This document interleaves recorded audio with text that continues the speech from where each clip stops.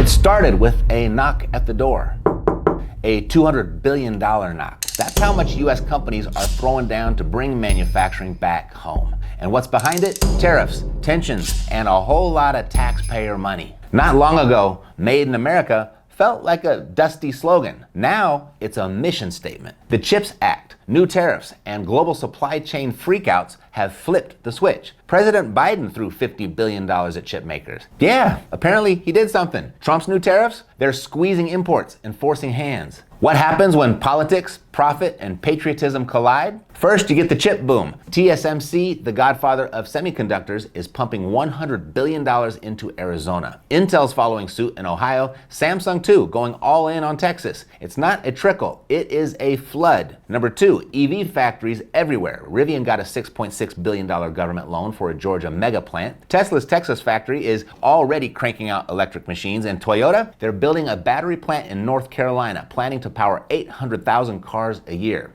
And number three, pharma goes domestic. Eli Lilly's building 4 new U.S. sites. Johnson & Johnson is dumping $55 billion into American soil. And Regeneron's teaming with Fujifilm on a North Carolina build. And Roche is throwing in $50 billion. Novartis is aiming to make 100% of its core meds in the U.S. now. But here's what they're not telling you. Every new semiconductor job, it costs taxpayers up to $185,000 a year, twice the average chip worker's salary. And that's not a typo. I wish it was. And then the next question is, who's going to work these jobs? Because there is a growing labor gap. Younger generations don't want to stand on a factory floor. And automation, it's replacing humans faster than HR can hire. This isn't just about factories. It's about whether America can build anything without outsourcing half of it. Still, the momentum is wild. I mean, just look at this lineup. TSMC, $100 billion in fabs and R&D in Arizona. Eli Lilly, 4 drug plants coming online. Hyundai, $21 billion expansion across the United States. Roche, $50 billion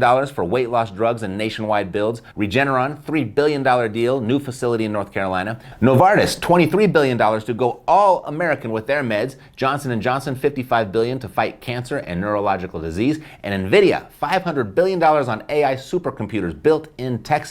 GE Aerospace, $1 billion in supply chain and factory upgrades. Toyota, battery plant in North Carolina, 5,000 jobs, 800,000 cars powered. Boom, boom, boom. That's not a news cycle, that's a revolution. This is a rare moment where policy meets production. And if you're watching closely, the real winners, private investors who saw this before the headlines. Factories are back, but they're not your granddad's factories. And if you think this is big, wait till you see what happens when AI takes over the assembly line. That's it for now. Thanks for watching. I will see you next time. Take care.